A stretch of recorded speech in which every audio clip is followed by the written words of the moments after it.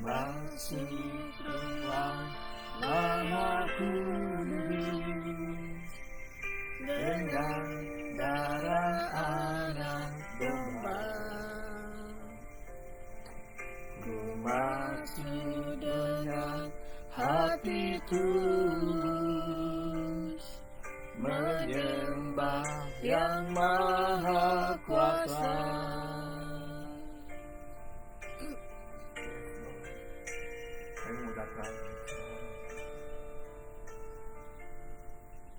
Ku masuk Tuhan Maha Kudus dengan darah anak domba. Ku masuk dengan hati tulus menyembah yang maha kuasa. Ku menyembahmu, ku sembahmu,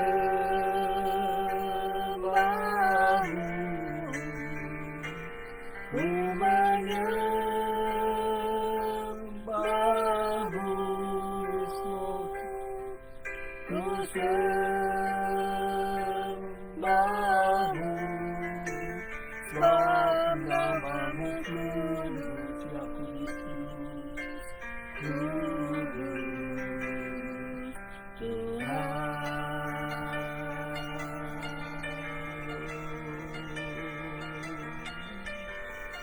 Kami masuk hadirat-Mu Tuhan, tempat yang kudus. Ku masuk Tuhan Maha Kudus dengan darah anak domba. Ku masuk dengan hati tulus menyembah yang maha kuasa. Ku menyembahmu, ku sembahmu Tuhan, ku sembahmu,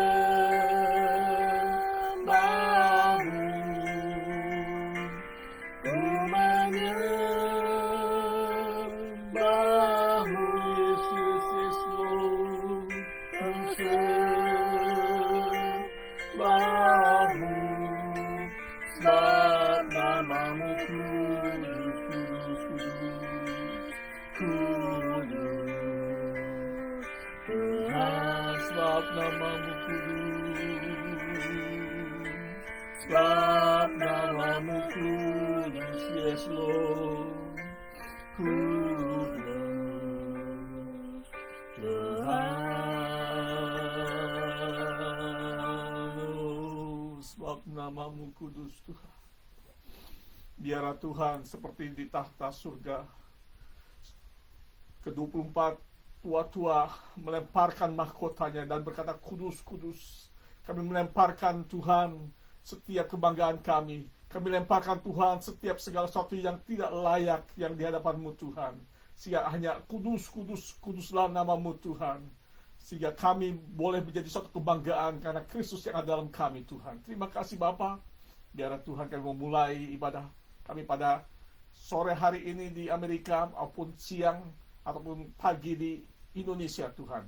Memberkati setiap yang menyaksikan video ini baik secara langsung maupun secara ulangan Tuhan. Memberkati dan kami boleh terus press unto maturity dalam kedewasaan iman, dalam kedewasaan roh kami Tuhan sebagai manusia roh. Terima kasih Bapak. Memberkati dalam nama Yesus. Haleluya.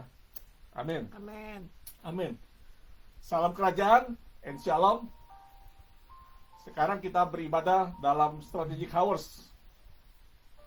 Yang gereja yang tidak lazim, Unusual Church, New Dimension, The Desire of All Nation, USA. Nah, antusiasme kita dengan hal rohani kadang tidak antusiasme dengan hal lain seperti nonton bioskop ataupun nonton drama Korea atau konser dan sebagainya. Karena Tuhan itu real, bukan imajinasi. Jika mengatakan bahwa Tuhan bayangan, itu namanya konslet. Nah, mengapa orang bosan ke gereja? Karena tidak mendapatkan sesuatu yang mendasar. Karena kita datang ibadah itu bertemu Tuhan, bukan hanya setor wajah atau bertemu dengan seseorang. Jiwa kita adalah tempat ekspresi roh kita. Hanya sayangnya jiwa kita yang belum lahir baru kembali tidak menjadi ekspresinya Tuhan melalui jiwa kita. Jika kita mencari pujian dari manusia, maka sebenarnya kita tidak mendapat pujian dari Tuhan. Amin.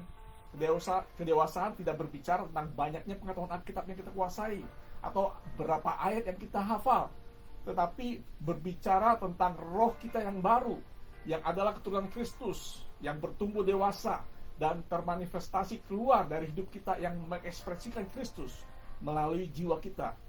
Nah, itu sebabnya ada perkembangan dari natural man menjadi carnal man, menjadi spiritual man. Apa itu natural man? Natural man adalah orang yang tidak kenal Yesus, yang belum lahir baru dan masih hidup dalam sistem dunia dan cara-cara dunia.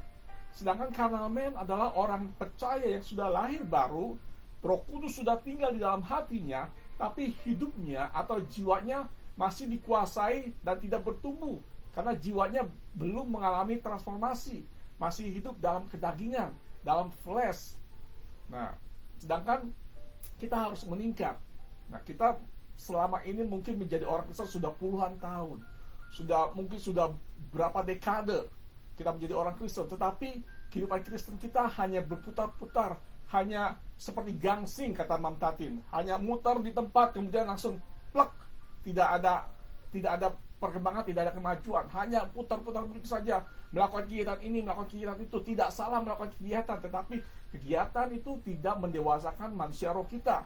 Sebab itu kita harus berubah dari carnal man menjadi spiritual man. Itu apa? Orang yang sudah lahir baru dan terus mau dikerjakan oleh firman dan roh untuk mematikan kedagingannya, sehingga apa? Sehingga ditransformasi hingga rupa Kristus menjadi nyata. Amen. Itulah tujuannya mengapa kita menjadi orang Kristen. Orang Kristen bukan hanya menjadi orang Kristen ke gereja terus mati masuk surga. Tidak hanya itu, tidak cukup. Kalau hanya itu namanya kekristenan yang cetek. Betul? Kita harus meningkat lagi. Kita jangan menjadi orang Kristen yang bayi lagi. Kita harus menjadi Kristen yang hios, yang menjadi anak laki-laki yang dewasa, bukan menjadi teknon, tetapi menjadi yang hios. Sebab apa? Sebab hanya anak laki-laki yang dewasa, yang hios, yang akan menjadi pewaris tahta kerajaan surga. Amin. Amin. Nah, sebab itu kita harus terus diproses. Jangan mau berhenti di proses atau jangan merasa lelah di proses. Sebab manusia itu selama kita masih ada di bumi ini, kita harus terus diproses hingga sampai rupa Kristus menjadi nyata dalam hidup kita.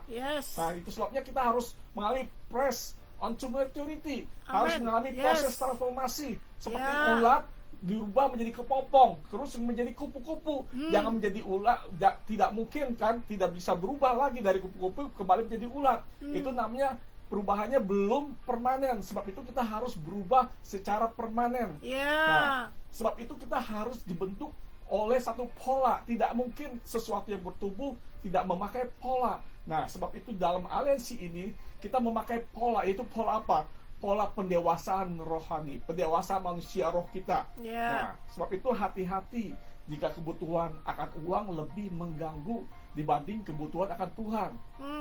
Saya katakan, berhala itu bukan patung, tapi sesuatu yang melebihi dari Tuhan. Entah itu keluarga, entah itu uang, entah itu pekerjaan, entah apapun yang melebihi daripada Tuhan. Yang menganggap Tuhan itu nomor belakang. Tuhan hanya diperlukan pada saat kita pas mentok. Tuhan hanya diperlukan pada saat kita mengalami masalah. Tuhan hanya diperlukan pada saat kita butuh. Hei, saya mau katakan, Tuhan itu segalanya. Amen. Tuhan tidak punya prioritas nomor 1, nomor 2, nomor 3. Tuhan segalanya. Nomor 1 ya Tuhan, nomor 2 ya Tuhan, nomor 1000 pun adalah Tuhan. Karena Tuhan segalanya. Sebab Tuhan berkata bahwa dari Dia, oleh Dia, untuk Dia, dan bagi Dia. Amin. Nah, sebab itu jangan kita iri dengan pencapaian dari orang tidak taat. Karena masing-masing punya jalannya sendiri. Orang fasik punya jalannya sendiri. Bahkan iblis pun punya jalannya sendiri. Demikian juga kehidupan orang benar punya jalannya sendiri. Amen. Jadi jangan pusing dengan orang lain di luar kebenaran. Amin. Kita hanya hidup dalam kebenaran. Nah, saya mau katakan, saya pakai baju merah. Mungkin orang yang lain melihat bahwa wah kamu pakai baju kuning, kamu pakai baju biru, saya tidak peduli dengan apa kata orang. Tetapi saya memakai kebenaran bahwa saya memakai sweater warna merah. Itulah kebenaran. Kebenaran dimanapun tetap kebenaran. Amin. Walaupun saya ada di Amerika, kalau saya bilang ini warna apa, ini adalah warna merah. Cuma mungkin bahasa saya yang berbeda. Kalau di Amerika namanya red, kalau di Indonesia namanya merah. Kalau di daerah lain lagi mungkin berwarna, tapi tetap arti inti hakikatnya, esensinya adalah warna merah. Kebenaran adalah kebenaran. Amen. Dibawa kemanapun adalah kebenaran. Yes. Amin. Amin. Tidak ada yang namanya kebenaran setengah-setengah. Kalau kebenaran setengah-setengah berarti belum benar, belum kebenaran. Atau separuh-separuh. Tidak ada yang namanya kebenaran separuh-separuh. Kebenaran adalah full kebenaran. Tidak ada yang kebenaran separuh-separuh. Nah, sebab itu saya mau katakan bahwa apapun, kalau kita hidup dalam kebenaran, jangan khawatir dan takut. Mungkin engkau akan dijauhi oleh orang lain yang tidak hidup benar. Karena firman Tuhan mengatakan bahwa kita akan diperuncing, kita akan di-shape oleh firman Tuhan, oleh firman dan roh. Sebabnya jangan takut kalau orang menjauh, kalau kita melakukan kebenaran. Jangan takut kalau kita melakukan berkata benar di luar kebenaran. Kalau orang mau berbicara bohong, mau berbicara dusta, silakan. Tapi hidup kita harus hidup dalam kebenaran. Sebab tanpa kebenaran, maka kita tidak akan hidup seperti siapa? Seperti Abraham. Kita hanya mau menerima berkat Abraham, tapi tidak mau hidup dengan pola hidupnya Abraham.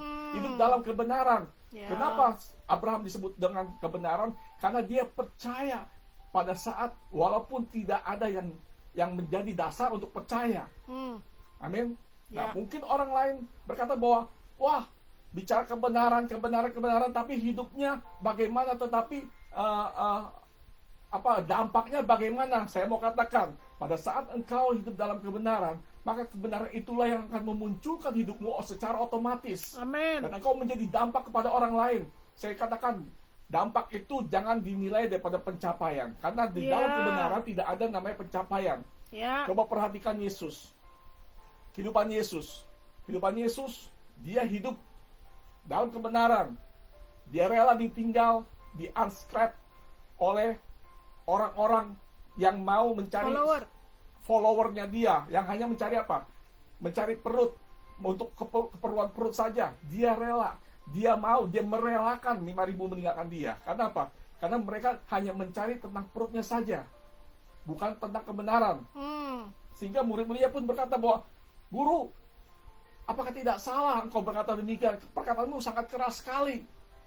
Tuhan tidak peduli dengan apa kata orang. Tuhan tidak peduli dengan apa kata muridnya. Bahkan Yesus berkata bahwa, apakah engkau juga tidak mau meninggalkan?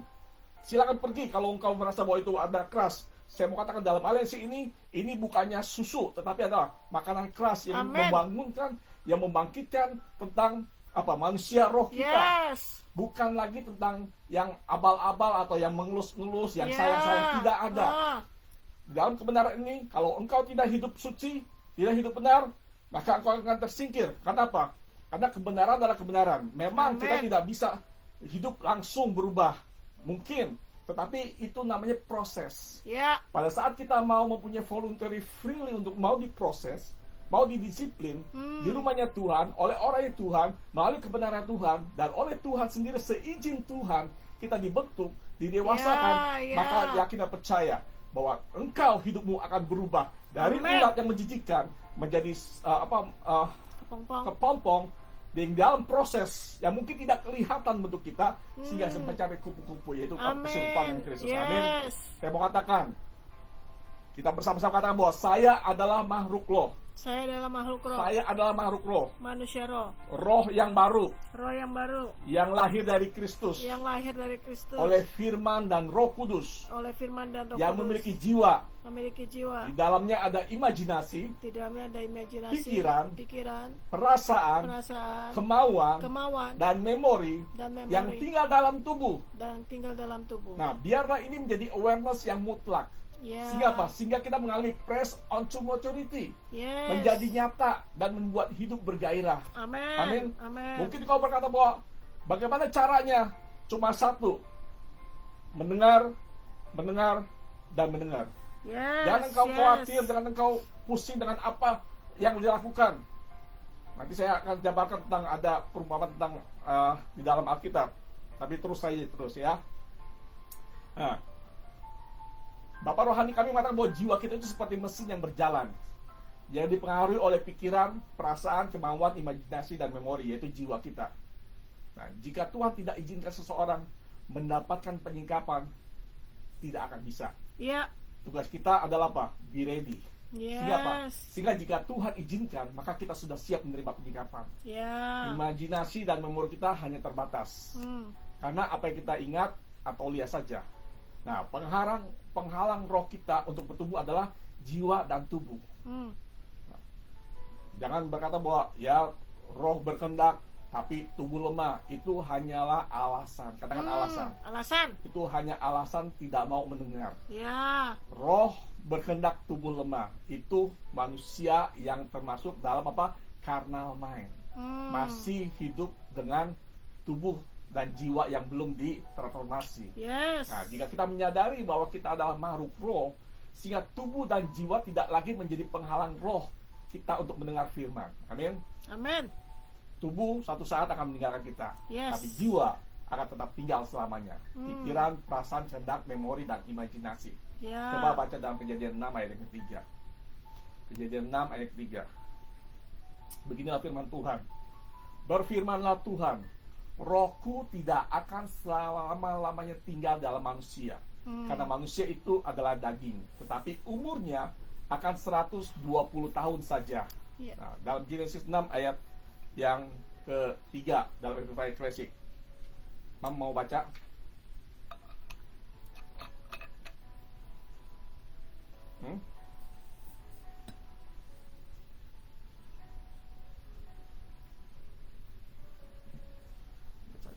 Apa? Genesis 6 ayat 3. Then the Lord said, My spirit shall not forever dwell and strive with man, for he also is flesh, but his days shall yet be 120 years. Then the Lord said, dan Tuhan berkata, My spirit shall not forever dwell and strive with man, for he also is flesh, but his days shall yet be 120 years.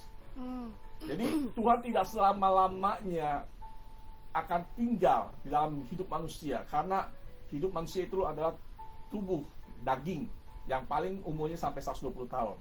Daging adalah jiwa yang serupa dengan dunia, yang menuruti keinginan tubuh. Karena itu jiwa harus kuat, karena jiwa yang mendominasi. Yes. Amin. Nah, jiwa itu merupakan sebagai jembatan, sebagai penghubung antara roh dengan tubuh kita. Sebab itu kita harus mempunyai roh yang kuat. Ya. Sebab pada saat roh yang kuat, maka rohlah yang memimpin jiwa kita dan tubuh Yes. kita.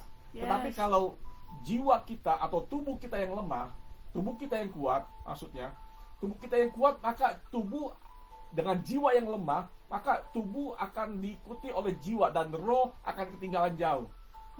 Karena tidak bisa berbuat apa, karena rohnya tidak pernah diberi makan, tidak pernah mendengar firman, hanya nonton TV, hanya menonton Korea, drama Korea, hanya menonton sesuatu yang tidak membangun, yang tidak membuat manusia rohnya menjadi kuat.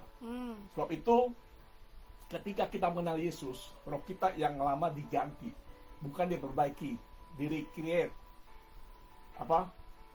dengan Kristus, bukannya tambal sulam. Ya. Ingat, pada waktu kita mengenal Yesus, roh kita yang lama diganti, di-recreate lagi. Ya. Bukannya tambah sulam, roh yang lama dari roh Adam terus diperbaiki dan sebagainya, direstorasi dan sebagainya. Itu tidak, tetapi di-recreate. Di-recreate, katakan recreate. Recreate. Diciptakan yang baru. Coba baca dalam 2 Korintus 5 ayat 17. Dikatakan demikian. Jadi, siapa yang ada dalam Kristus, dia adalah ciptaan baru. Ingat, dia adalah ciptaan baru. Amin. Terus yang lama mana? Yang lama sudah berlalu. Ya. Sesungguhnya yang baru sudah datang. Ya. Apa yang baru? Yaitu roh kita. Amin. Dalam Yesaya, kalau salah, aku akan memberikan roh yang baru dan hati yang baru. Yes. Ingat Hati yang ayatnya? taat. Hati yang taat. Hati yang taat. Nah, pada saat apa? Pada saat kita percaya Yesus, terus memberikan voluntary freely, mau dibentuk, mau diproses, maka kita menjadi ciptaan yang baru, Amen. yaitu ciptaan yang baru dalam Kristus. Ya. Amin. Amen. Nah, katakan, saya adalah roh yang dari Kristus. Saya adalah roh dari Kristus. Saya adalah roh yang lahir dari Kristus. Adalah lahir dari Kristus. Dari roh Kristus yang mempunyai sifat-sifat Kristus. Dari roh Kristus punya sifat-sifat Nah, Kristus. kita karena roh Kristus, maka kita mempunyai sifat-sifat Kristus. Tapi jiwa saya yang sudah beroperasi bertahun-tahun, hidup dalam kebiasaan, dalam sistem dunia, atau signature.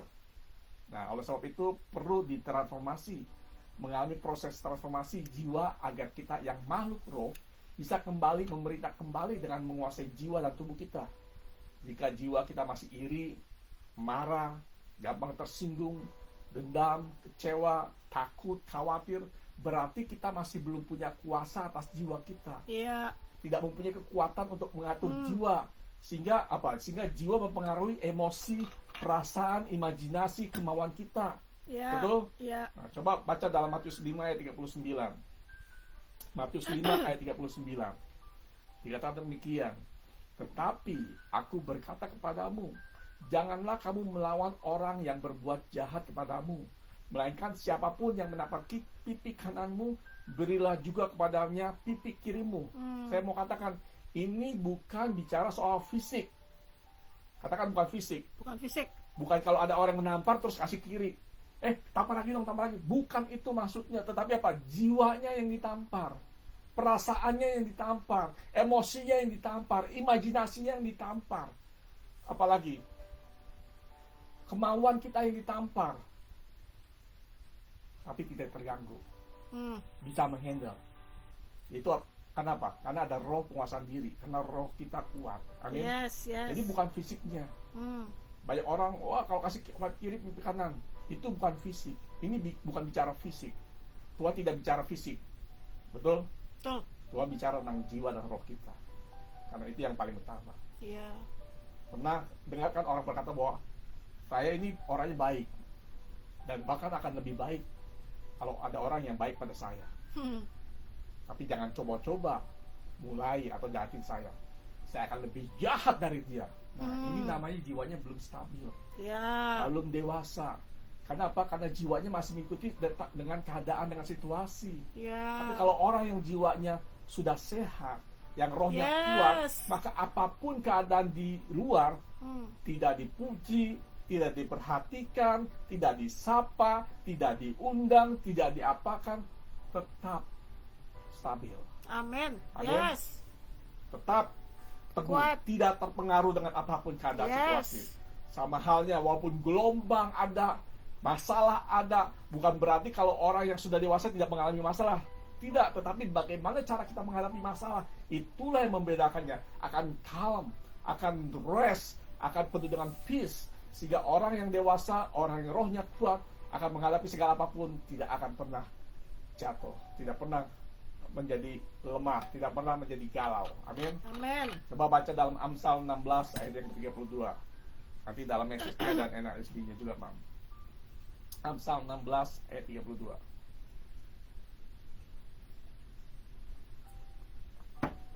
Dikatakan demikian. Orang sabar melebihi seorang pahlawan. Orang yang menguasai dirinya melebihi orang yang merebut kota. Dalam message-nya, Mam.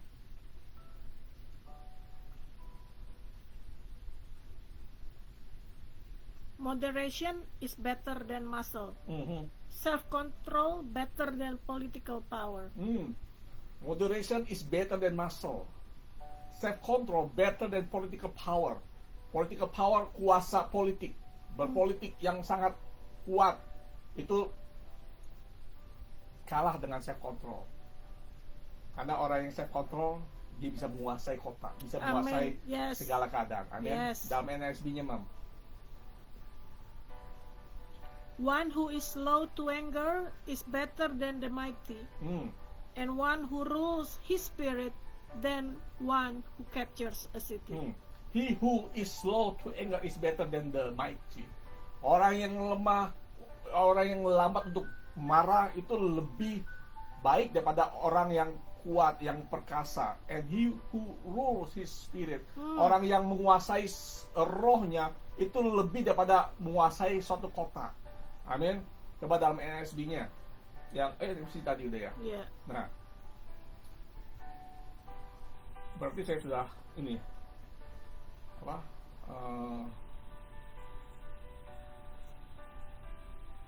Penguasaan diri.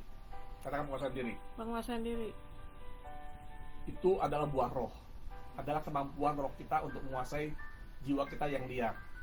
Nah, problem kita sebenarnya ada di memori. Yaitu apa? Sakit hati, ingat dengan orang yang menyakitkan kita, kecewa di jiwa, terus imajinasi. Kalau ada orang menyakiti kita, ada orang yang telah membuat kita rugi dan sebagainya, maka imajinasinya akan terganggu. Hidupnya galau. Memori dan imajinasi mempengaruhi perasaan dan terus dipikir yang dieksekusi oleh kehendak kita, sehingga apa? Tubuh mulai lunglai, mulai lesu. Bahkan kalau melihat seseorang yang kita benci atau yang menyakiti kita, kita langsung berubah mukanya, atau buang muka dan sebagainya, atau bersungut-sungut. Itu adalah sebagai manifestasi dan ekspresi jiwanya yang belum dewasa. Amin. Pikiran, perasaan, memori, imajinasi, dan kehendak saling berhubungan dan bisa terekspresi. Oleh sebab itu roh kita harus kuat sehingga bisa menguasai jiwa. Maka buah roh penguasaan diri akan bermanifestasi dengan maksud apa? Buah roh yang lainnya, sehingga menguasai, mengontrol pikiran, perasaan kita. Masalah jiwa akan selesai bila sudah ditransformasi. Amin. Amen. Kekuatan dari luar tidak bisa mengintimidasi lagi. Oleh sebab itu memori dan imajinasi harus dibersihkan dari hal yang buruk.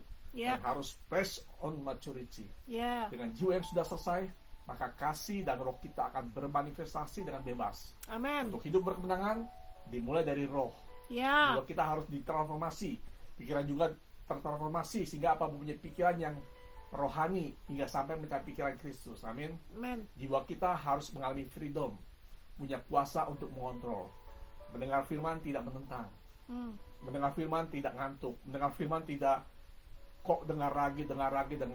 Saya mau katakan tadi pagi saya bicara. Seharusnya makan firman dengan makan jasmani itu hampir sama.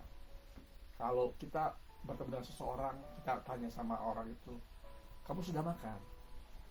Kamu makan apa? Tadi makan apa? Kita menjawab dengan santai dan dengan apa? Mungkin dengan enjoy, bebas ya. dengan bebas. Oh, saya sudah makan.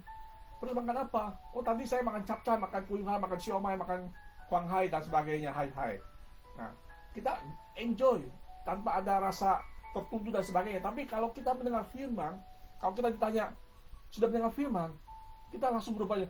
Firman. Karena bisa hidup dari firman. Saya mengatakan tanpa firman maka tidak akan terjadi sesuatu. Yes. Jangan kau meremehkan firman, jangan kau menentang firman. Pada saat kau menentang firman, maka saya tidak bilang bahwa engkau terkutuk, tapi kau akan memilih jalanmu sendiri. Saya mau katakan bahwa tanpa firman tidak akan pernah terjadi sesuatu. Amen. Dan segala sesuatu terjadi karena firman. Yes. Dan itu ada dalam Yohanes 1 ayat yang keempat. Segala sesuatu terjadi karena firman. Amen. Kalau itu jangan menentang firman. Yang bilang bahwa, mana bisa, tidak bisa begitu. Iya, enak, pendeta, bisa ada waktu dengar firman. Saya kan harus kerja. Saya mau bilang, firman tidak diberikan hanya untuk pendeta. Firman tidak diberikan hanya untuk hamba Tuhan. Tapi firman diberikan kepada setiap makhluk hidup. Katakan amin. Amen. Kita semua perlu firman. Hamba Tuhan perlu firman. Apapun pekerjaanmu perlu firman. Engkau pebisnis perlu firman. Ibu rumah tangga pun perlu firman. Anak-anak sekolah pun perlu firman. Engkau kuliah pun perlu firman. Apapun yang engkau hidup perlu firman. Hanya hewan saja nggak perlu firman. Anjing nggak perlu firman. Engkau tidak bisa kasih firman pada binatang. Karena binatang hanya cuma jiwa, tidak punya roh. Binatang tidak masuk surga. Saya mengatakan, binatang tidak masuk surga. Dan juga tidak masuk neraka. Saya nggak tahu kemana. Tanya nanti sama Tuhan. Karena dia cuma punya jiwa, tidak punya roh. Amin. Saya mengatakan bahwa firman itu untuk semua makhluk, kecuali binatang. Nah, coba baca dalam 1 Korintus 3 ayat 1. Dan aku, saudara-saudara, pada waktu itu tidak dapat berbicara dengan kamu seperti dengan manusia rohani, tetapi hanya dengan manusia duniawi yang belum dewasa dalam Kristus. Dalam Amplified Classic memang. Apa? The 1 Corinthians 3:1.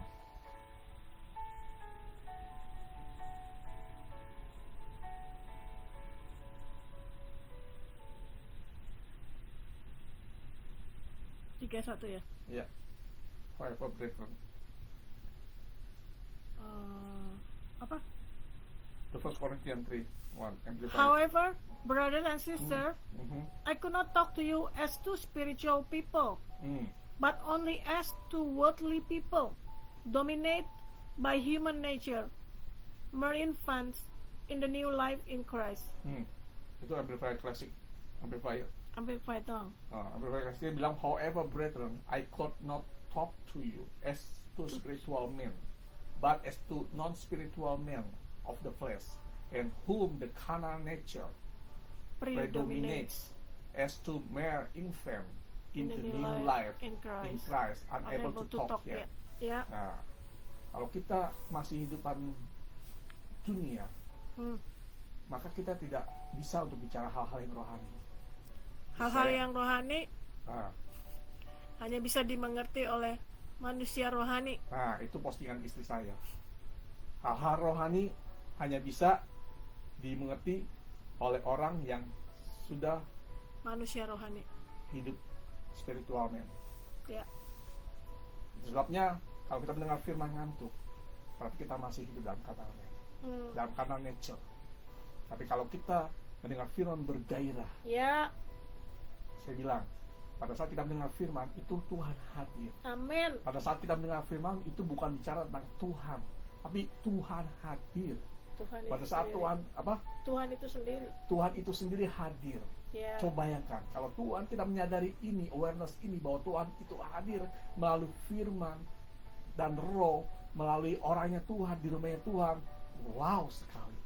Hidup bergairah, mendengar firman bergairah. Ya. Walaupun jam 12 pagi tetap bergairah. Midnight, Amin. kita bisa nonton midnight show di bioskop. Tapi mendengar firman midnight, alasannya ngantuk, alasannya besok ke gereja, alasannya apa dan sebagainya, alasannya banyak macam alasan. Kalau engkau tidak suka firman, maka akan banyak sekali alasan. Segala sesuatu bisa dibikin alasan. Kucing sakit, anjingnya keseleo, bisa jadi alasan. Apapun menjadi alasan. Kalau engkau tidak suka firman, tapi pada saat engkau suka firman, apapun keadaannya. Saya mau katakan, saya pada saat ini mengadakan live, mungkin ada saudara-saudara saya yang jauh di Indonesia. Ada yang dari mana? Ada yang dari dari Jember, ada yang dari Surabaya, ada yang dari Jakarta, ada yang dari Bandung, ada yang dari Manokwari. Ini bukannya bis ya, saya sebutkan saja. Ada yang dari Manado, ada yang dari Raja Ampat, ada yang dari mana? Ada yang dari Sorong, ada dari mana lagi? Ada yang dari England, dari UK, ada yang dari Ipoh Malaysia, ada yang dari segala macam daerah di Indonesia. Yang saat ini mungkin jam 6 waktu Indonesia Barat pagi, ada juga yang jam 7 pagi di waktu Indonesia Tengah, ada juga yang jam 8 pagi waktu Indonesia Timur, WIT dan sebagainya. Di Amerika sendiri jam 6 sore saat ini. Jadi perubahan waktu atau perbedaan waktu tidak menjadi masalah, perbedaan tempat tidak menjadi masalah, jarak dan waktu tidak menjadi masalah. Kita bisa berdoa doa Bapa kami bahwa biarlah di bumi menjadi seperti di sorga. Ya. Seperti juga demikian halnya pada saat saya live di sini, maka yang ada di Indonesia, ada dimanapun berada, engkau tetap merasakan bahwa hadirat Tuhan hadir di tempat engkau berada, di tempat penyaksikan pada saat live ini ataupun pada ulangan ini. Amin. Rasakan hadirat Tuhan hadir di tempat engkau berada, dimanapun engkau berada. Mungkin engkau ada di tempat kerjamu ketika sedang mendengar firman ini. Engkau rasakan bahwa Allah hadir di tempat. Karena pada saat firman dilepaskan, maka berarti ada Allah, kehadiran Allah sendiri dinyatakan. Ada kehadiran Allah sendiri dinyatakan dalam kehidupanmu dimanapun kau berada. Amin. Nah, sebab itu kita harus punya awareness bahwa Allah hadir. Namanya Immanuel. Ketika saya membaca, ketika saya mengetahui bahwa Immanuel itu sangat dahsyat sekali, saya mengatakan Immanuel itu bukannya Tuhan besertakan kita yang ada di surga. Immanuel itu diberikan kepada siapa? Kepada Yesus. Nah, berarti bukan Yesus yang ada di surga, tapi Yesus yang sudah mati, yang sudah bangkit, yang sudah memberikan rohnya kepada kita. Yes. Sebab itu dalam Kolose 1:27 dikatakan bahwa explosive power infuses me. Filipi Filipi 4:13. Filipi 4:13 ya. Kalau Kolose 1:27, Christ in us, the hope of The hope glory, glory. Mami. Ya. Bisa baca Mami, Filipi 4:13 PPT. And I find ini ayat yang sangat membuka mata saya bahwa Kristus itu ada dalam roh saya yang menjadikan roh yang baru dalam hidup saya. And I find that the strength of Christ's explosive power infuses me to conquer every difficulty. Di atasnya bilang the secret. For I'm trained in the secret of overcoming all things. Ini rahasianya. Saya mau katakan ini rahasianya. Ini rahasianya kalau engkau menyadari bahwa roh kita yang baru itu adalah roh Kristus yang telah dimasukkan, yang telah menggantikan roh kita dari manusia original, dari manusia Adam menjadi roh Kristus. Itu roh yang explosive power to conquer every difficulty. Jadi kalau kita menyadari bahwa ada roh Kristus dalam kita, mempunyai roh yang baru, mempunyai DNA yang baru, mungkin ada yang tidak setuju dengan arti DNA. Bagaimana engkau bisa mengerti tentang DNA dengan secara medis? Tuhan itu bicara secara medis, Tuhan bicara secara politik, Tuhan bicara secara ekonomi, Tuhan bicara secara apapun. Jangan batasi Tuhan bahwa Tuhan tidak mengerti tentang DNA, Tuhan tidak mengerti tentang medis, Tuhan tidak mengerti tentang ekonomi, Tuhan tidak mengerti tentang politik. Tuhan tahu segalanya. Karena Tuhan yang menciptakan otak kita. Amen. Tuhan memberikan setiap imajinasi. Kemarin ini saya juga berbicara pada istri saya, iya ya, mobil yang bisa berjalan sendiri, mobil yang bisa diremote melalui apps dan sebagainya, itu sebenarnya sudah terjadi tahun 80-an. Ingat waktu film-film The Kid, The Knight Rider Kid Knight Rider namanya Kid Knight Rider. Itu kan sudah terjadi tahun 80-an, tahun 70-an. Mobil bisa berjalan, mobil bisa bicara dan sebagainya. Dan sekarang terbukti tahun 2022, tahun 2020 mungkin sudah ada. Itu berapa puluh tahun? 20-30 tahun. Melalui imajinasi. Jadi Tuhan juga bekerja dengan imajinasi. Amen. Sebab itu pada saat roh kita kuat, maka imajinasi kita, kemauan kita, kehendak kita, perasaan kita sudah menjadi kehendaknya Tuhan. Amin. Sebab itu pada saat kita mempunyai spirit Christ nature, maka kesukaan kita adalah melakukan kehendak Tuhan. Yes. Itu tidak menjadi suatu struggle lagi, tidak menjadi suatu penghalang lagi kita untuk melakukan kehendak Tuhan. Apa itu kehendak Tuhan? Kehendak Tuhan itu bukannya menginjil, bukan memberikan kepanti asuhan. Tidak salah, saya tidak menentang untuk hal itu menginjil. Karena kita perlu penginjil, kita perlu pengajar, kita perlu gembala, kita perlu Kita perlu pengajar, rasul, perlu nabi, perlu rasul. Kita perlu semuanya karena itu untuk membangun tubuh Kristus. Tetapi saya mau katakan, kita perlu nabi dan rasul. Untuk apa? Karena penginjil hanya menaruh Kristus menjadi menjadi dasar, menjadi the cornerstone, menjadi batu penjuru, dan harus ada orang yang membangunnya. Itu siapa? Itu rasul, itu nabi. Nah, rasul nabi ini bisa membangun karena dia merobohkan, dia menata ulang kembali kehidupan kita yang lama. Nah, itu sebabnya kita harus merobohkan kehidupan kita yang lama untuk bisa dibentuk oleh Tuhan melalui firman-Nya Tuhan. Kita banyak hal-hal yang seperti saya katakan bahwa kita banyak hal-hal yang salah selama ini. Kita beribadah hanya beribadah, kita beribadah hanya menunaikan ibadah, kita beribadah hanya sebagai kewajiban agama saja. Saya mau katakan, kalau kabar kita tidak lebih besar daripada, coba baca dalam Matius 5 ayat 20. Matius 5 ayat 20. Nanti mungkin dalam Amplified-nya, TPT-nya, NABC-nya juga. Kira begini, maka aku berkata kepadamu, jika hidup keagamaanmu tidak lebih benar daripada hidup keagamaan ahli-ahli Taurat dan orang-orang Farisi, sesungguhnya kamu tidak akan masuk ke dalam kerajaan surga. Wow. Ada yang berani berkata bahwa kehidupan agama saya lebih daripada ahli Taurat? Khidmat agama saya daripada orang Farisi, saya tidak berani. Nah, kalau kita hidup ke agama kita tidak lebih benar, tidak lebih daripada ahli Taurat dan orang Farisi, kita tidak akan masuk ke dalam surga. Wow. Kita sudah Kristen, tapi masih pikiran karnal. Pelayanan. Tidak salah dengan pelayanan. Saya tidak menentang pelayanan. Hafal ayat, saya tidak salah. Saya tidak menentang orang yang hafal ayat. Karena itu perlu juga. Berkhotbah. Kesana kemari. Itu tidak jaminan sudah dewasa rohaninya. Amin. Orang yang sudah pernah baca Alkitab bolak-balik, emangnya bis pulang pergi sama saja? Tidak. Orang sudah baca Alkitab sampai puluhan kali atau dalam waktu 2 minggu, itu juga bukan jaminan kita sudah dewasa rohaninya. Karena apa? Karena itu tidak bedanya dengan ahli Taurat.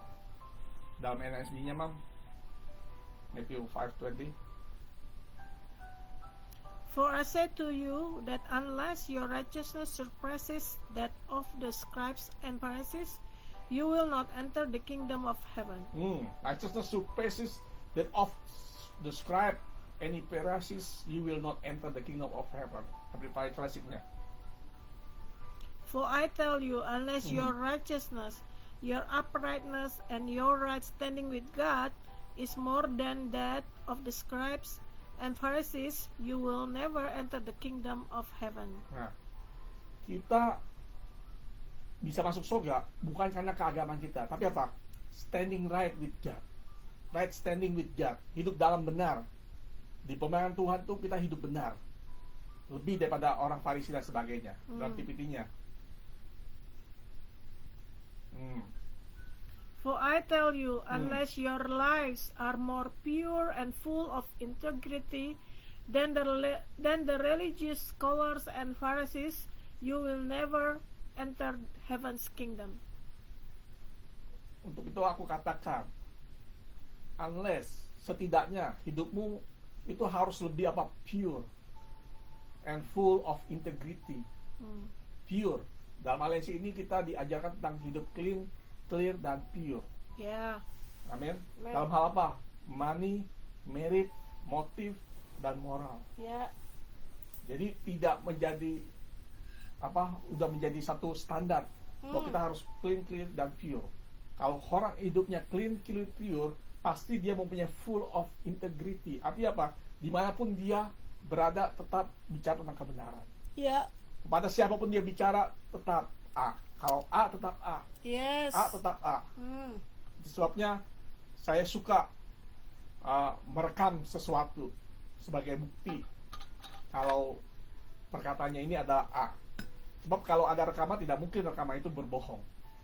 Tapi kadang-kala ada orang yang tidak suka. Dan saya mau katakan, ketika saya merekam, bahkan orang tua rohani saya rekam. Untuk apa? Untuk saya ulang. Bukan untuk saya kritik, tapi untuk saya ulang lagi, untuk saya dengar lagi, untuk saya dengar lagi, untuk saya dengar lagi. Karena saya tahu bahwa yang disampaikan oleh orang tua rohani saya itu adalah menghidupkan, menggairahkan firman roh saya. Sebabnya saya rekam dan saya ulang lagi. Ketika saya mendengar roh firman yang dilepaskan oleh orang tua rohani kami, roh kami bergejolak, roh kami melambung tinggi, roh kami begitu sangat bergairah. Sebabnya di aliansi ini mendengar firman itu adalah suatu keharusan, suatu hal yang mutlak, suatu hal yang menyenangkan, suatu hal yang kesukaan. Yes. Karena itu menguatkan roh kita, mengeksersis roh kita, mengeksersis jiwa kita, mengeksersis semua tubuh kita. Karena dengan memang mendengar firman itu cuma telinga, tetapi pada saat kita mendengar dengan roh kita, maka itu akan mentransformasi setiap elemen yang ada dalam hidup kita, dalam tubuh kita, dalam jiwa kita, mentransformasi setiap imajinasi, kemauan, kehendak, dan perasaan dan semuanya itu, yang 5 hal tadi saya sebutkan, ya. Nah, kalau ahli Taurat itu bicara soal agama, hafal semua kitab, tapi hatinya busuk. Malah Tuhan bilang bahwa engkau seperti kuburan yang putih luarnya tapi dalamnya busuk. Jangan engkau hanya menunaikan ibadah di gereja 1 minggu sekali seperti malaikat, tapi di luar gereja engkau lebih jahat daripada setan. lebih jahat daripada orang-orang dunia. Engkau main sikut, engkau main seenaknya, semaumu saja. Saya katakan, kita harus hidup benar. Amen. Kita harus berlaku adil pada siapa saja. Yeah. Tidak melihat bahwa dia orang rendahan atau tidak rendahan. Siapapun dia, kita harus layak kasih hormat kalau dia perlu layak kasih hormat. Saya mau katakan, tidak salah untuk memberi kepada homeless dan sebagainya. Tapi kita harus lihat juga, apakah Tuhan menggerakkan untuk engkau melakukan itu. Bukan soal memberi homeless saja, tapi apapun yang kau lakukan. Firman Tuhan berkata bahwa apapun saja yang kau lakukan, lakukanlah semuanya untuk Tuhan. Yeah. Apapun yang kau lakukan untuk Tuhan. Kalau kau berbohong untuk Tuhan, itu namanya bodoh. Itu namanya busuk. Kalau saya berbohong untuk Tuhan, itu namanya konslet. Katakan konslet namanya. Saya berbohong untuk Tuhan, itu namanya konslet. Salah kamu, salah sambungan. Makanya konslet. Oleh sebab itu, hafal ayat tidak menjamin kerohaniannya dewasa. Jika keadaan keuangan atau keadaan mengganggu ekspresi, emosi, maka jiwa kita masih belum kuat. Atau jika persembahannya kurang, atau ada orang yang pindah ke aliansi atau pindah ke gereja, terus terganggu, itu berarti jiwanya masih belum sehat. Padahal sebenarnya jiwa, emosi, imajinasi hendak dipakai Allah untuk mengekspresikan kehendak atau suara Bapa. Amen. Kemauan Bapa. Oleh sebab itu Yesus tidak terpengaruh emosinya ketika berhadapan keadaan untuk memberi makan orang banyak. Dia nggak pusing. Apa yang ada padamu? Berikan. Ketika menghadapi angin badai, dia tidak pusing. Dia bisa tidur, bisa rest, bisa peace saat badai, karena dia tahu dia punya roh yang kuat. Dia Amen. punya connection dengan Bapaknya yang sangat Yeah. kuat. Dia tahu tujuan Bapaknya kenapa Yeah. dikirim melalui menyeberang. Dia tahu apa tujuannya Bapaknya. Dia tidak takut karena hidupnya bukan mati karena badai, tapi hidupnya mati karena disalib untuk kita semua. Itulah tujuan hidupnya Yesus. Demikian juga kita. Dia melakukan tujuan hidupnya, melakukan kehendak Bapa dan menyelesaikannya. Amen. Demikian juga kita. Kalau kita sama dengan Kristus, maka tujuan hidup kita bukannya menjadi kaya. Tujuan hidup kita bukan menjadi orang terkenal. Hidup kita bukan menjadi orang yang ngetop, bukan. Hidup kita bukan menjadi orang yang banyak like, banyak yang followernya, banyak subscribernya, banyak view-nya. No. Hidup kita harus menjadi seperti Kristus apa?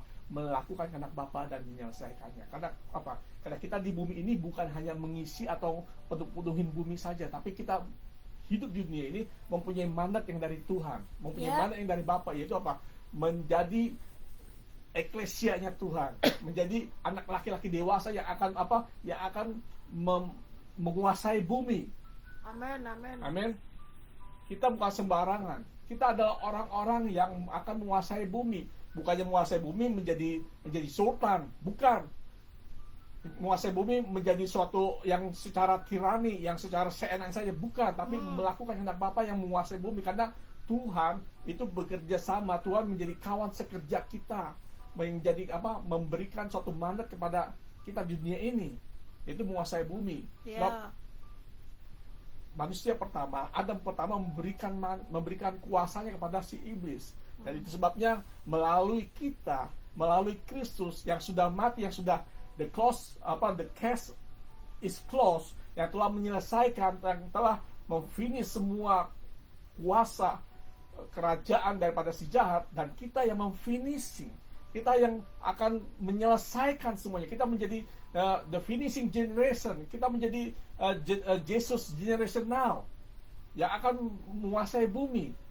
Sebab itu kita harus, Filipi 4 ayat 13, segala perkara dapat kutanggung di dalam Dia yang memberi kepadaku.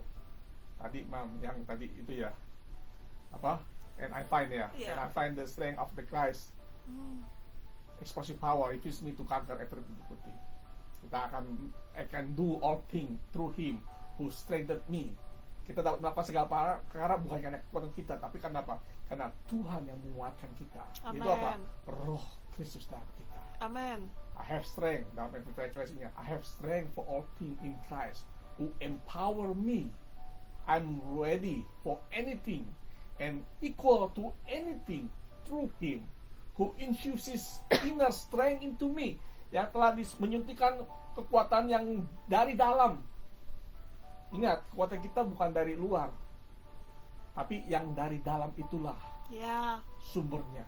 Yeah. Mungkin tubuhmu kuat, tapi engkau gampang mellow, percuma. Tapi yang penting apa? Inner strength. Karena ada Kristus dalam kita, itulah yang menguatkan kita. Yes. I am self-sufficient in Christ. Sufficiency. Amin. Amen. Nah, dalam Yakobus 1 ayat 2 ya demikian. Saudara-saudaraku, anggaplah sebagai suatu kebahagiaan apabila kamu jatuh ke dalam berbagai-bagai percobaan. Dalam PPT-nya dikatakan demikian. But to us living in this last day, God now speak to us openly in the language of the Son. Jadi dengan bahasanya anaknya, kita bisa mengerti. Kita bisa mengerti bahasa Bapa melalui apa? The language of a son, dengan bahasa daripada anaknya. Kita tidak bisa berkata bahwa saya mau langsung dengan Tuhan, saya mau langsung berhubungan dengan Tuhan. Tidak bisa. Karena Tuhan selalu memakai pola. Kita bisa mengenal Bapa melalui siapa? Melalui anaknya, melalui Yesus, melalui Kristus. Siapa? Sehingga Kristus itu sebagai apa? Anak sulung. Dan kita adalah saudara-saudaranya, dikatakan. Nah, begitupun dengan kerohanian kita. Kita tidak bisa berhubungan dengan Tuhan langsung. Bisa saja, bisa, tapi tidak mempunyai pola. Maka engkau akan berputar-putar begitu saja. Kita perlu pola seorang Bapa rohani. Saya mengatakan, Bapa rohani itu tidak culas. Bapa rohani itu tidak curang. Bapa rohani itu tidak mengambil jemaat. Bapa rohani itu tidak mencaplok. Bapa rohani itu bukannya pengeretan. Tahu pengeretan? Bahasa apa itu, Mam? Gak tahu. Nggak tahu, Mami. Pengeretan. Kalau dalam bahasa dulu orang bilang pengeretan. Oh, cuma duitnya doang. Mani. Kalau mani, doain. Kalau kasih saya barang, saya doain. No, Bapak rohani bukan seperti itu. Bapak rohani mempunyai tanggung jawab, yaitu apa? Mendewasakan manusia roh saya.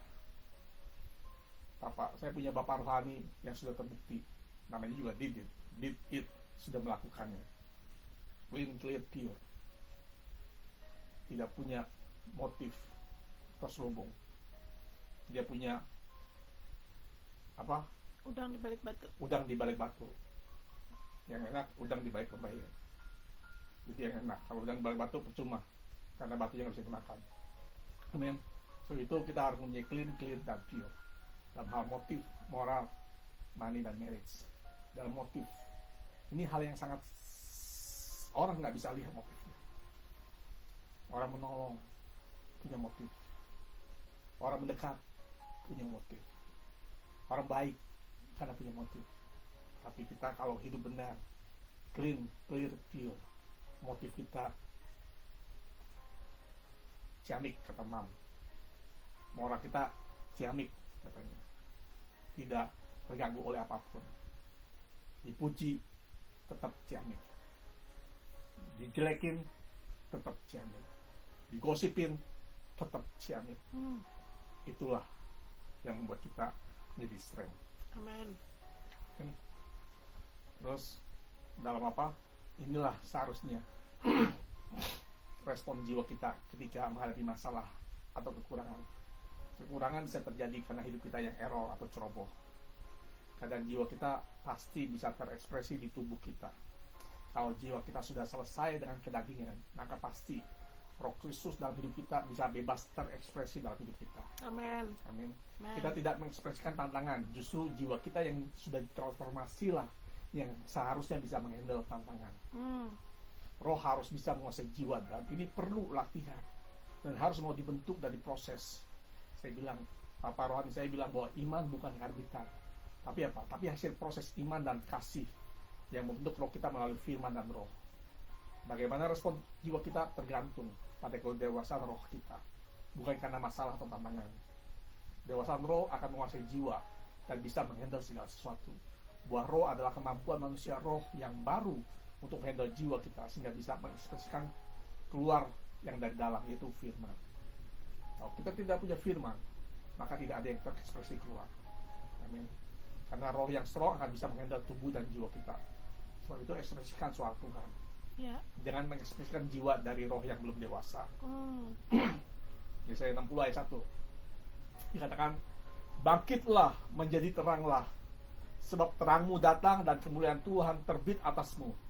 Dalam NKJV-nya, arise, shine, for your light has come. Arise and shine, and the glory of the Lord is rising upon you. Jadi kalau bilang bahwa kita pernah nyanyi waktu dulu kecil, Yesus terang dunia, Dia bercahaya, Yesus terang dunia, Dia bercahaya, bercahaya, bercahaya selama-lamanya. Nah, Yesus sudah bercahaya, tapi kita juga menjadi orang, menjadi anak-anaknya, menjadi terang-terang dunia. Amin. Rise and shine. Kita harus terus bersukacita, joyful. Jika jiwanya tidak sehat, maka masih ada sakit hati, kecewa. Buah roh adalah nature-nya Kristus. Saya mengatakan bahwa buah roh adalah nature-nya Kristus. Amin. Jiwa kita yang error akan terlihat ketika mengalami masalah. Yeah. Mudah tersinggung, mudah ngambek, mudah kecewa, mudah patah semangat. Nah, saya mengatakan, Bapak rohani saya juga mengatakan bahwa dosa bila disimpan akan menghancurkan yang lainnya. Itu menghancurkan hidup kita. Sebab itu kita harus bersih dari dosa. Iblis suka mungkin masa lalu kita. Tapi sebenarnya kita bilang sama iblis, hai iblis, justru aku tahu masa depanmu. Masa depanmu sudah di tangan Tuhan, sudah dihancurkan, sudah dikalahkan. Amin. Jangan percaya dengan cerita bahwa nanti bukannya kita, kalau orang masuk neraka itu yang nanti akan dihukum oleh iblis. Saya mau katakan iblis pun dihukum oleh Tuhan. Kita ditebus dosa bukan ditebus dari si iblis. Karena si iblis itu juga orang hukuman, tapi kita ditebus dari apa? Dari Bapa. Dosa kita ditebus bukan dari si iblis. Kita dipindahkan dari gelap kepada terang, bukan daripada kuasa si iblis, tapi kita ditebus dari dosa daripada Bapa. Karena Bapa mengatakan bahwa barang siapa yang berdosa, maka dia harus mengalami hukuman mati, mengalami maut. Nah, kita melalui Kristus, kita ditebus kepada Bapa. Sebab itu, pada waktu Yesus mati, bangkit, dia melakukan perbuatan atau suatu sakral yang namanya keimamatan Melkisedek. Dia mempersembahkan darahnya yang kudus, yang suci, yang betul-betul sudah teruji itu kepada Bapa. Mempersembahkan darahnya. Nah, darahnya ini bukannya secara fisik, karena darahnya sudah habis pada waktu dia disalib, sudah tidak punya darah lagi, tapi dia punya esensi, punya kuasa darah. Sebab itu saya mau katakan, kuasa darah ini esensinya, kuasanya, bukannya kuasa-kuasaan atau tutup bungkus. Bapak rohani saya bilang tutup bungkus. Kita sudah tidak tutup bungkus lagi. Udah nggak pakai tutup bungkus darah Yesus lagi. Yang ada istri saya bikin tutup bungkus pastel. Yang ada tutup bungkus pastel, nah itu perlu buat makanan. Amin. Tapi tutup bungkus lagi tidak ada. Mungkin iblis bisa memakai. Wah, pertama kali kita berdoa dulu zaman error, kita bisa bilang saya tutup bungkus. Saya mau pergi jalan-jalan, saya tutup bungkus. Mobil saya yang saya tinggal, saya tutup bungkus. Tuhan tutup bungkus. Rumah saya yang saya tinggal, Tuhan tutup bungkus. Kucing saya yang saya tinggal. Tiba-tiba anjingnya kelindas sama mobil. Wah, ingat ternyata lupa saya tutup bungkus anjing saya. Itu adalah tipu muslihat iblis. Sebab tutup bungkus itu otomatis. Tuhan membungkus semuanya bukan hanya cuma untuk barang-barang materi, tapi roh kita itu. Amen. Sehingga Sehingga pada waktu darah Kristus, darah Yesus menutup hidup kita, menutup dosa kita, Bapa tidak melihat lagi dosa. di dalam hidup kita, tapi melihat pengorbanan Yesus. Itulah arti kuasa tutup bungkus daripada darah Yesus. Kuasa darah Yesus sangat remeh, sangat kecil sekali kalau hanya untuk materi, untuk bungkus materi. Tapi kuasa darah Yesus membungkus dosa kita, sehingga Tuhan tidak jijik ketika melihat kita. Kenapa? Karena dia melihat darah Yesus. Dia melihat darah anaknya yang tersalib di kayu salib. Dia melihat darah anaknya yang telah mati untuk kita semua. Itulah kasih yang Tuhan lihat melalui darah kuasa Yesus itu. Amin. Jadi jangan lagi punya pemikiran tentang tutup bungkus segalanya. Kalau mau bikin tutup pastel, kirim ke rumah saya terima. Kalau saya nggak suka, nanti istri saya suka. Amin. Ya, jadi tutup bungkus sudah selesai dengan darah Yesus. Yang ada tutup pastel. Nah, saya katakan, kalau marah belum selesai, itu akan berakibat kebencian. Jiwa jangan mengekspresikan hanya apa yang dilihat atau yang sedang terjadi di luar, tapi apa? Mengekspresikan suara Tuhan yang didengar atau apa yang terjadi di dalam. Jika mempunyai apa keberanian untuk men-take over apa yang sudah diambil musuh, seperti halnya Daud ketika menghadapi Siklag, mengeluarkan jiwanya sehingga bisa men-take over. Iman bekerja oleh kasih melalui firman yang kita dengar, sehingga menemukan jalan dalam tantangan hidup kita. Kita tidak terpengaruh ketika bertemu orang yang benci atau menyakiti kita. Berarti jiwa kita sudah sehat. Jika jiwa kita sehat, tidak terpengaruh dengan perlakuan orang terhadap kita. Amin. Iman bekerja dengan kasih dalam roh. Kasih tidak bisa terekspresi karena jiwa kita yang tidak sehat atau bermasalah. Dia masukkan masalah dalam jiwa kita. Kita diberi kepercayaan untuk mengubah keadaan, karena kita sebagai duplikasinya Kristus di bumi. Diberi kesempatan sebagai duplikasi Kristus, seperti Kristus. Jangan menunggu Tuhan lagi, karena sudah diberi tool sehingga kita bisa mengekspresikan jiwa yang sudah ditransformasi atau sudah di-form in Christ. Dalam jiwa yang sehat, terdapat tubuh yang sehat, hidup yang sehat, ekonomi yang sehat, hubungan yang sehat, keluarga yang sehat. Jika kita terganggu, jika tidak disebut namanya, tidak jadwal, atau selalu minta ini bukannya miskin, tapi punya mental minta, itu berarti jiwanya tidak sehat. Milikilah jiwa yang sehat. Amin. Percaya di hati, berkata lewat mulut. Intensitas jiwa kita tidak dipengaruhi oleh macam-macam temperamen kejiwaan, sanguinis, melankolis, pragmatis, koleris. Dan saya dulu belajar psikologi, ternyata tidak ada gunanya. Artinya apa? Dulu error.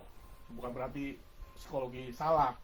Perlu, kalau kamu kerja di HRD, di Human Resource Development, perlu namanya psikologi. Dia punya dasar, tapi dasarnya harus yang benar, firman Tuhan. Amin. Sebab itu kita harus hidup seperti Abraham, yang berkata bahwa sebab sekalipun tidak ada dasar untuk berharap, namun Abraham berharap juga dan percaya bahwa ia akan menjadi bapa banyak bangsa menurut yang telah difirmankannya. Amin. Amen. Sehingga apa? Sehingga pada saat dia percaya, maka dianggap sebagai kebenaran. Amen. Firman yang kita dengar, sekalipun tidak ada dasar untuk berharap, seperti Abraham tidak melihat keadaannya. Kita bisa saja beralasan tidak percaya karena ekspresi jiwa tidak sehat. Berharap bukan berdasar perasaan atau keadaan atau janji orang, tapi terhadap apa? Janji Allah. Amen. Tangkap firman dan roh, ekspresikan melalui jiwa. Masalah perlu diselesaikan, bukan direnungkan. Dengan jiwa yang ditransformasi menjadi jiwa yang sehat dan yang steril. Amin. Amen. Nah, saya mau katakan bahwa terus bangun awareness. Dia suka membiarkan isi hati, tapi tidak suka akan pengertian. Dia suka akan firman, pasti tidak akan menyelesaikan masalah. Berhenti karakter sifat jiwa yang ingin dipuji, ingin disanjung, diperhatikan, dituruti, diperhatikan, bukan lagi menjadi bagian jiwa yang sehat. Jika jiwa tidak cukupi kebutuhannya, maka jiwa akan menjadi senjata makan Tuhan. Amin. Terus tingkatkan awareness, perkuat roh, maka roh bisa mengendalikan jiwa kita. Janji Tuhan adalah alasan untuk kita percaya. Amin. Amen. Nah, siapa tidak mau ikut Yesus harus menyangkal atau tidak menjaga jiwanya yang sakit hati, yang stresan, yang suka dipuji, sehingga jiwa kita ditransformasi, di renew mind, Hmm. dari carnal mind menjadi spiritual mind, menjadi mind of Christ. Jangan berbangga dengan sesuatu yang tidak benar. Amin. Amen. Mari kita sedang doa. Bapa kami yang surga, biarlah kami memberikan diri kami, memberikan voluntary freely untuk terus diproses, untuk terus dibentuk oleh firman dan roh, melalui orangnya Tuhan, di rumahnya Tuhan, melalui kebenaran-Mu Tuhan, bahwa kami adalah manusia roh. We are spirit being yang mempunyai jiwa, imajinasi, kehendak, kehendak, kemauan, perasaan yang tinggal dalam tubuh, yang terus ditransformasi sehingga kesucian Kristus menjadi nyata dalam hidup kami. Yes. Bukan pencapaian, tapi pendewasaan rohani yang kami butuhkan Tuhan. Amen. Biar melalui Roh Kudus yang bekerja sama dengan roh kami yang telah lahir baru, membentuk kami sehingga mematikan kedagingan kami. No longer I, but Christ in us. Amen. Christ in me, the hope of glory. Amen.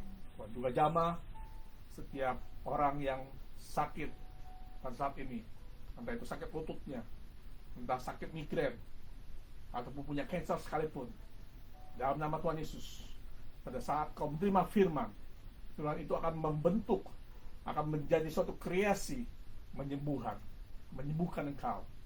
Pada saat kau setiap masalah, jangan engkau cari jalan keluarnya semata-mata, tapi carilah firman, dapatkan firman, dengar firman, maka melalui firman engkau akan kuat menghadapi masalah. Pada saat engkau menghadapi masalah, maka firman itu yang akan berkreasi dalam hidupmu, maka engkau akan menemukan jalan keluar. Amen. Tuhan berkata bahwa pada saat tiada jalan, Dia membuat jalan, dan Dia memberi jalan keluar. Kadang-kala Tuhan memberikan jalan keluar, tapi kita tidak mengerti karena kita tidak mendengar firman Tuhan. Terus dengarkan firman Tuhan, terus dengar firman Tuhan, supaya rohmu kuat, jiwamu kuat, maka tubuhmu pun akan mengikuti rohmu. Di dalam nama Yesus Tuhan berkati kita semua. Haleluya. Amen. Amin. Amen.